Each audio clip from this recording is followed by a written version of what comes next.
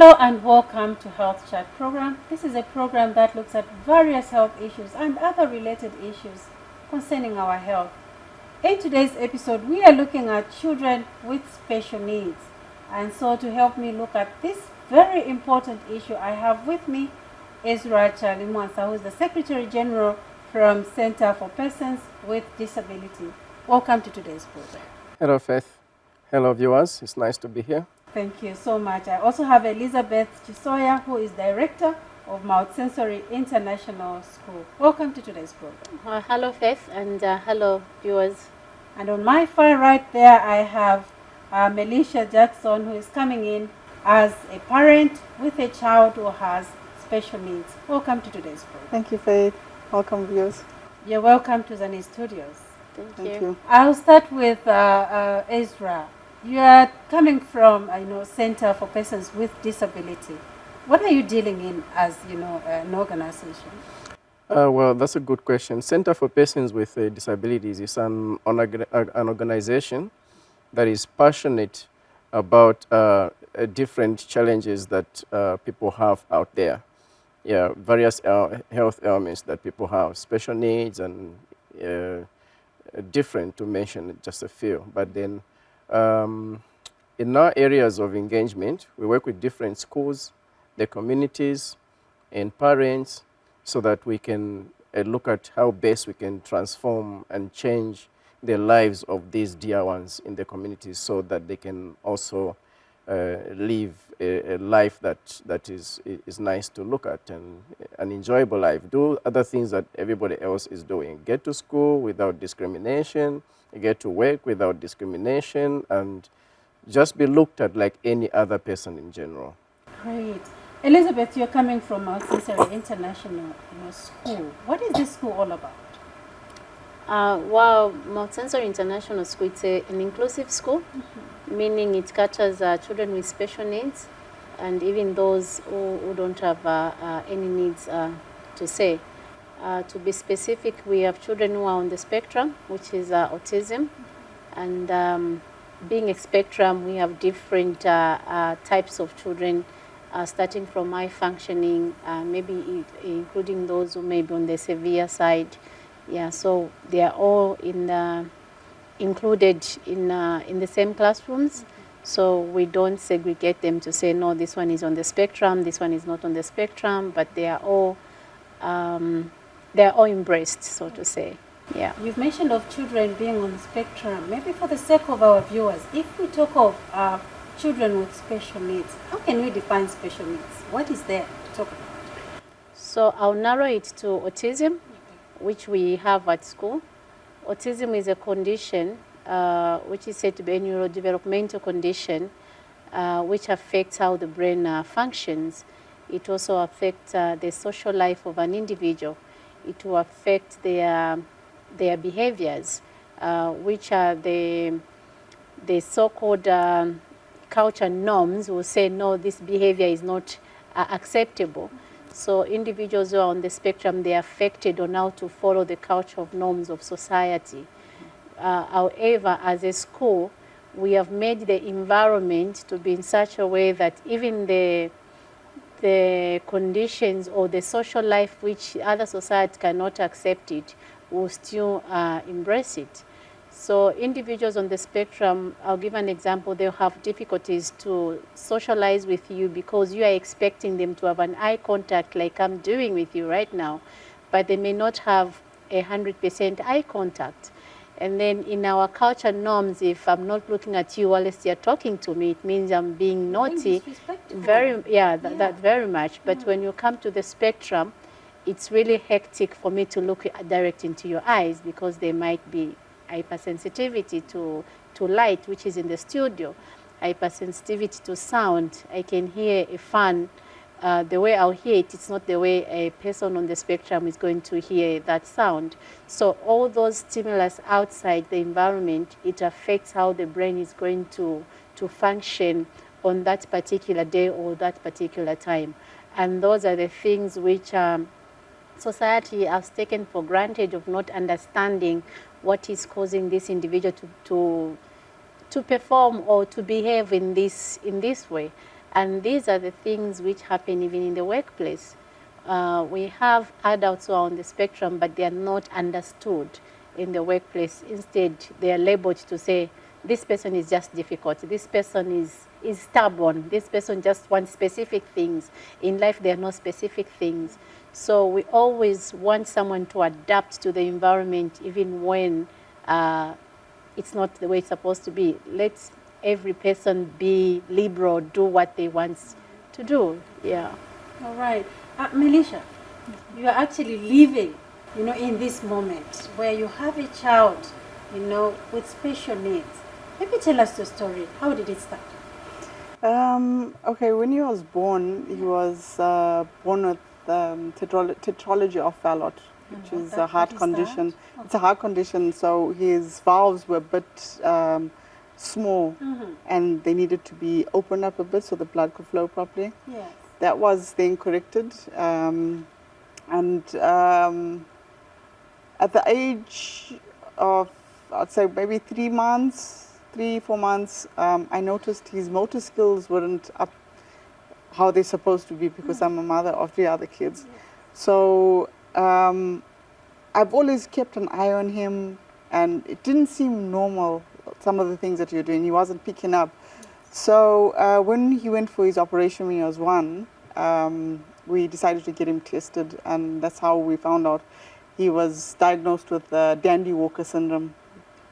Yeah, which has been a challenge, getting him to crawl and just live a normal life like other kids do.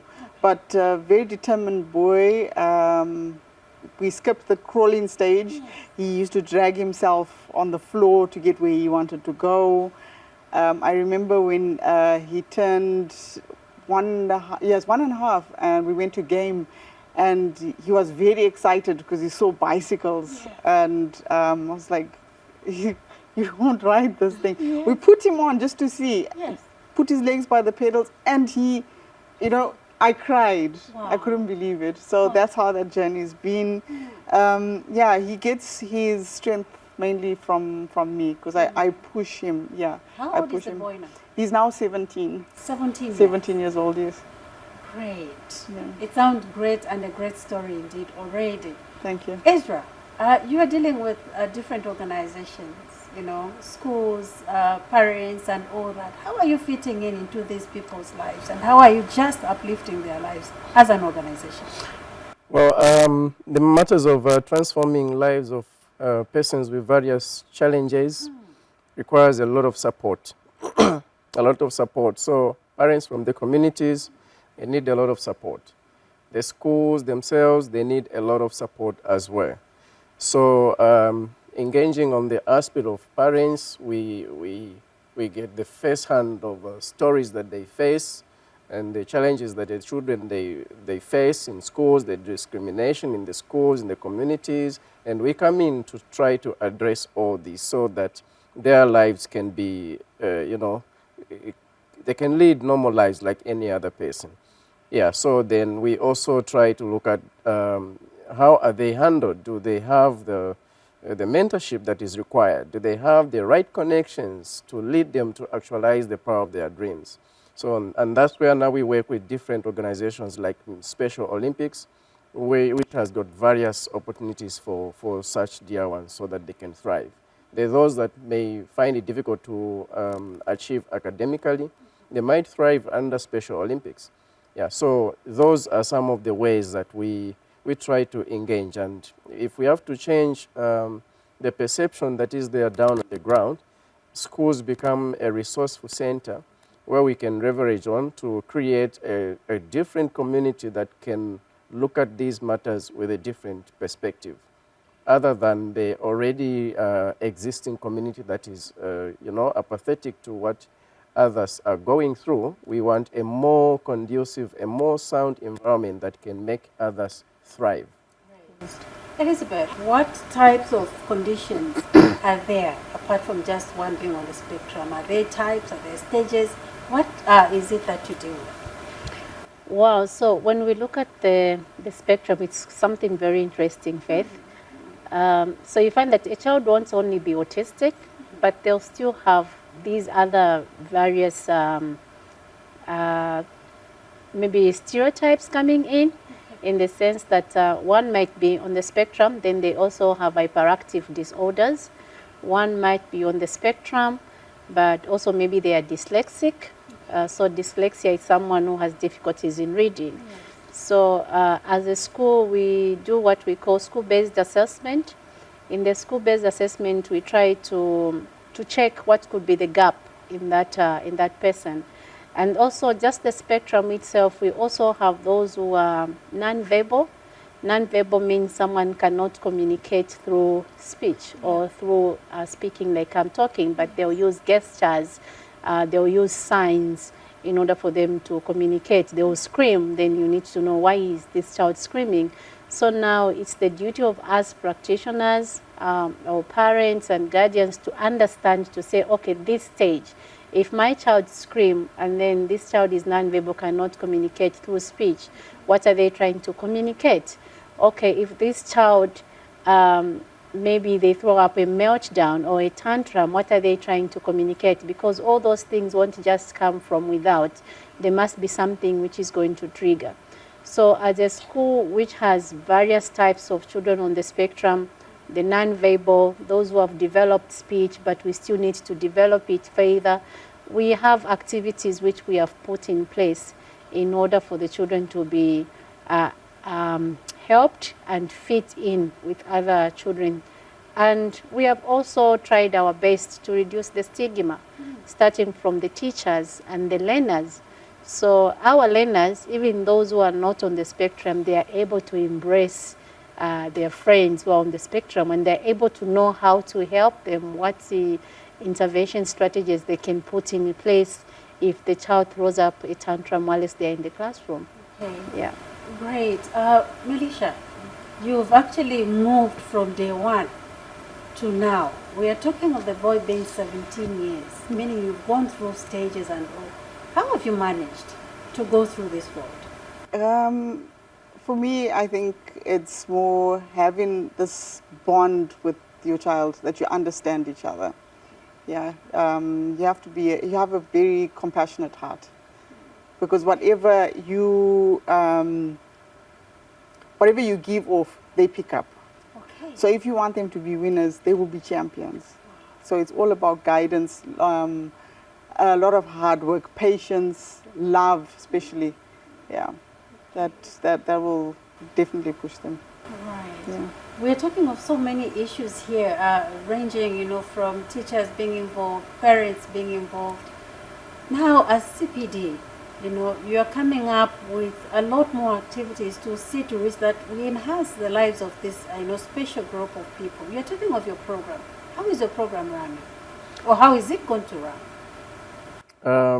I'm sure you're referring to the Certified Autism Support Exactly. Coach program. Exactly. Yes, so after identifying what we have locally, and then also through stakeholder engagement with different organizations within Zambia and outside Zambia, you try to get the best practices and learn what is it differently that we can do. So then we have our partners from Canada that brought in the Certified Autism Support Coach program. And this is a program that is just looking at how one can be better equipped into understanding persons with autism.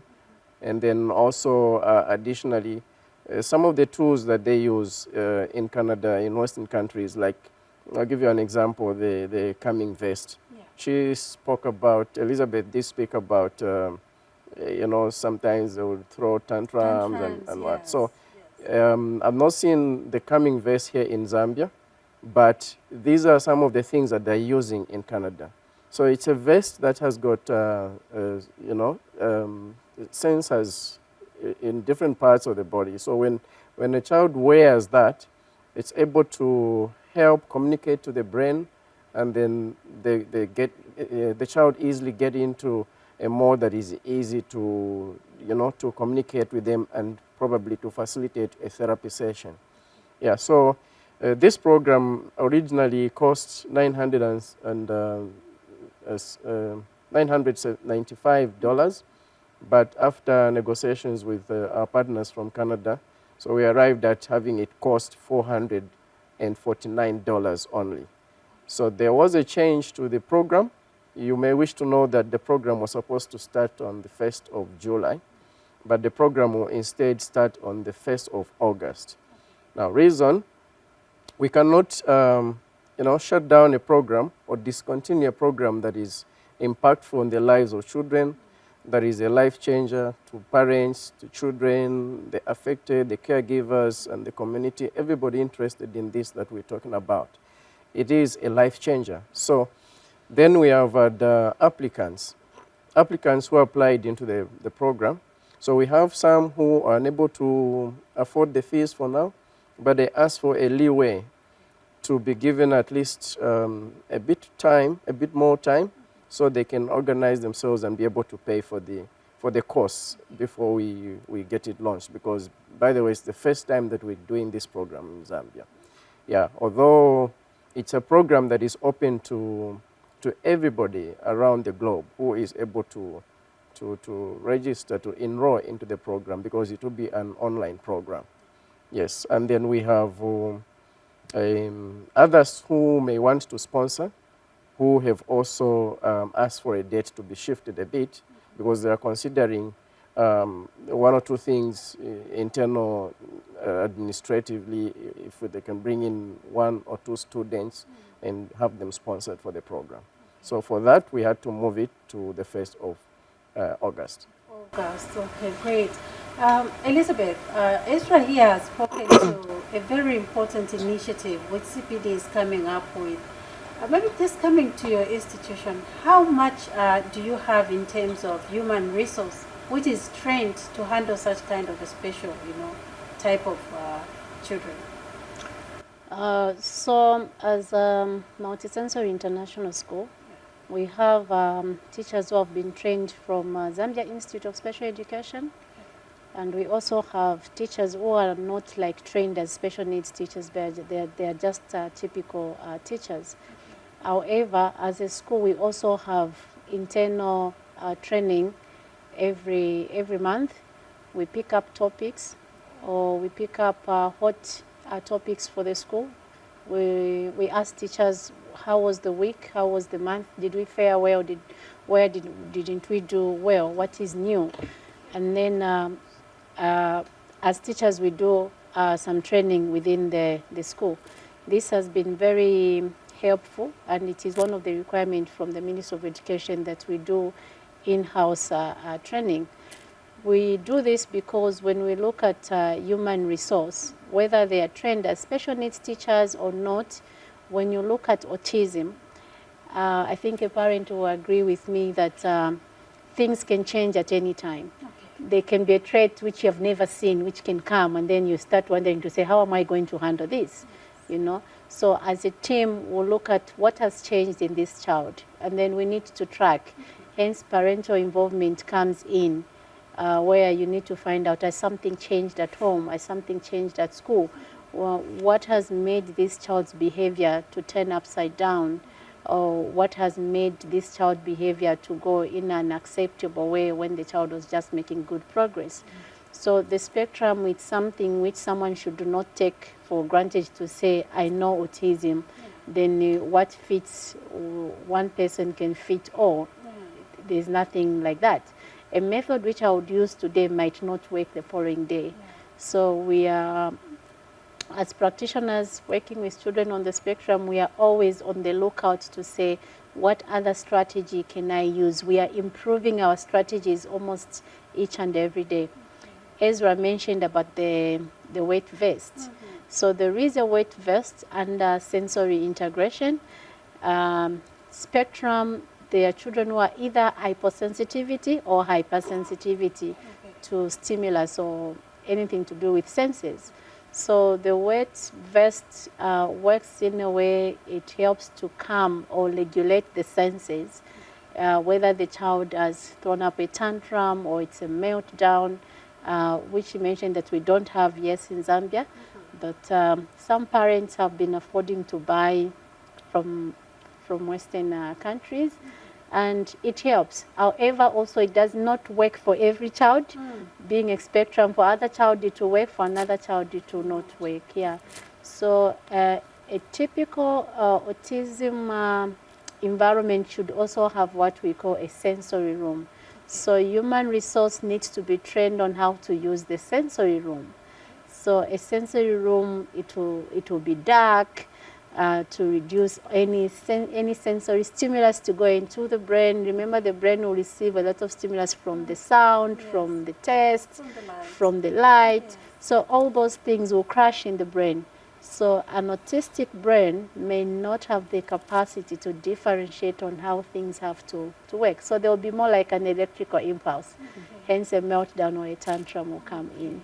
I know we have to dive into it even a little bit more, but before I get to Melisha, you mentioned of involvement, where parents have to be there as well as teachers. But how much do you involve these parents? Do you have programs for parents? Because it's not every parent who's, maybe in a know or in a space where they will know how to handle this child. At times, they would want to bring that child to you because they don't have the know-how on how to take care of this child. How much do you involve them? So as a school, I would say 95% of what we do, we try to involve our parents. But it's sad to say that the response, it will be maybe a quarter of that. Not all the parents are keen to see the progress of the special child on how they are faring. So we do give out homework, which we are expecting parents to work with the child at home. And the homework won't be something which is beyond the capacity or ability of the child to do. It's something which can just help the parents to have an interactive. Then we also do have what we call teacher-parent conference. We expect parents to come to school and have a one-to-one interaction with the teacher on have we met the objectives, have we met the goals, where are we, what are we doing? Then we have also gone extra miles, like just to organize a workshop for parents. Let parents come to school and have that workshop. And we also work with other stakeholders who are also looking at children with special needs. But I think it's a wake-up call. As we have seen Melisha here, she's presenting parents. If we can have more parents like her who are willing to work alongside the children, I think we'll have huge progress. Even as a school, we have seen that children who make 95% progress, we have these parents who are on your neck. Elizabeth, is my child making this progress? Yeah. Oh, Elizabeth, we set up these goals. Where are we? Are we meeting them or not? So even you as a practitioner, you know that, okay, we are working this. We give them a target at home. I want to see this happening at home. And parents are going to implement that.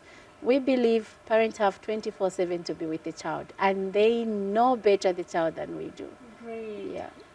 You are in this community where there are so much talks about these children with special needs. How is your support from the community? And maybe you can talk briefly on the challenges that you've had dealing with community at large. Okay. There's not much support as far as where I'm concerned. Yeah. Even some family as well. You may not get support. I can give you an example. If I have to take my son out to ShopRite and seeing he can't walk, I make him hold on to the bars and push the trolley. Yes. You will have maybe half of the shop turn around and look at his appearance and, make him feel unwelcome. And they pick up on these vibes, actually. Another example, could be invited to a kid's birthday party. The kids will stay because they're not made aware of kids with special needs. Yes. So they'll be picking on him, they'll come, they'll stay, and they make him feel very uncomfortable, and the parent as well. And then you tend to leave the child at home when there's events and stuff like that. I don't do that with my son. Where I go, my son goes with me. Yeah. So, not enough people are exposing their kids. They're just shunning them away. Yeah. Okay. Maybe in closing, What would be your word to the general public on how best we can look at this special kind of group of children? How should we view them? Look at them with sensitive eyes, with compassion. They are very special children, and they're not special for nothing. They've got very strong abilities. I mean, they like my son is very good in sports. He's very good in computers and stuff like that. Actually, you mentioned when we were offset to say the boy does not walk, Yes. but he can.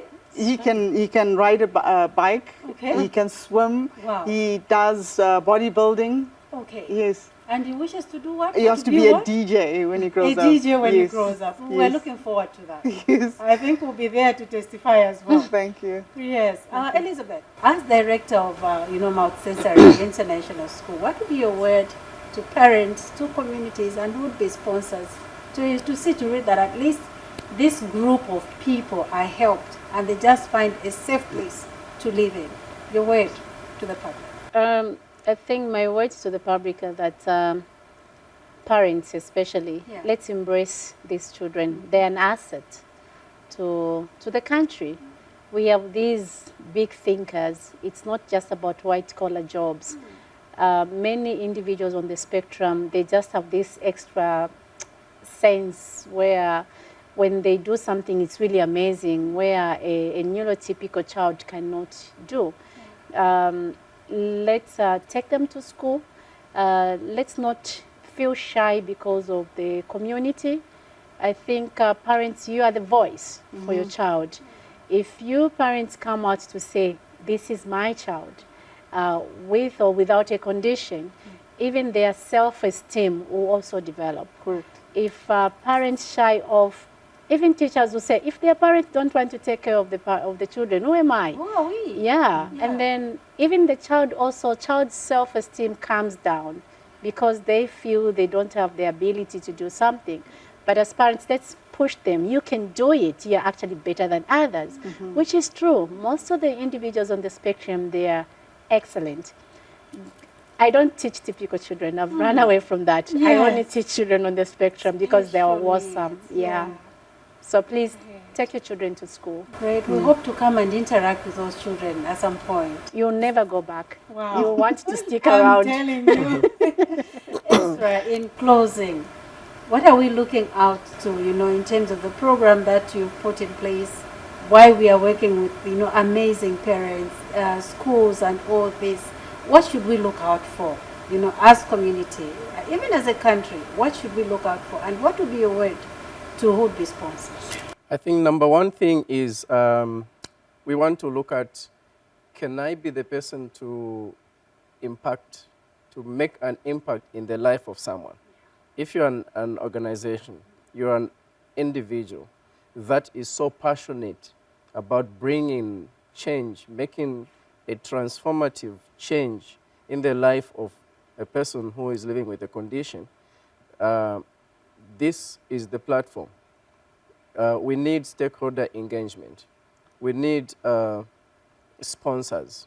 We need sponsors to come in. Yeah. We need parents to accept, we need the community to accept these people, and we need everybody around to look at them as people with a potential that is so great and vast and can reach the apex of their dreams. And so, but then usually it's resources. You may wish to note about the challenges that Ms. Jackson has mentioned that she has gone through with her son, who is able to do a lot of amazing things. But when you look at him now, you think, but can this boy ride a bicycle? Can this boy swim? Can this boy, try to play something on a keyboard? Can this boy operate a computer? So you look at all that. When you look at the person, the first time, all those abilities are not there. But behind a good coach, all those things come to be a reality. And she's done an amazing job up to where the child is 17-year-old now. So we're looking for sponsors that can help us have these children get to school, because the cost of having them in schools is also something else. So we need stakeholders that can help. We need sponsors that can help our dear ones, our dear parents, our dear caregivers to take these children to schools so they can reach their dreams. And this is the more reason why we're coming up with these programs, such as the Certified Autism Support Coach Program, because these are programs that will raise a lot of awareness, infuse knowledge in somebody. And then, yeah, by and large, the learning process continues every day, and now we can manage them, but it starts somewhere. Correct. So then by sponsoring just one person to attend the program, we will have impact much on the life of someone. And this is why we said, okay, let's move the program a bit further so that another one who has, interest in attending a program, but they're looking for finances, the sponsor is still thinking twice which one they're going to sponsor into the program, the first of this kind that we're bringing into Zambia and other countries, to have an opportunity of riding on such a program alongside other things that we can, try to better their lives. But we need to bring platforms, we need to bring programs that will, will speak differently to what is already understood on the ground. And only then we can see that we are moving forward and we are bettering the lives of someone. Great, that was well said, and Well I believe said. that at least someone somewhere out there has gotten this information and will be able to see a lot more coming on board. Well, viewers, on that note, we've come to the end of today's program. We are looking at children with special needs, and in studio today I had Ezra Chalimwansa, the Secretary General from Center for Persons with Disabilities. I had Elizabeth Chisoya, who's Director from Mount Sensory International School, and I had a great parent here, Melisha Jackson, who has a child living with special needs. And so let's look out for issues to do with health matters, be it online as well as offline. From me, Faith Ntale, and the entire production team, it's goodbye until next time.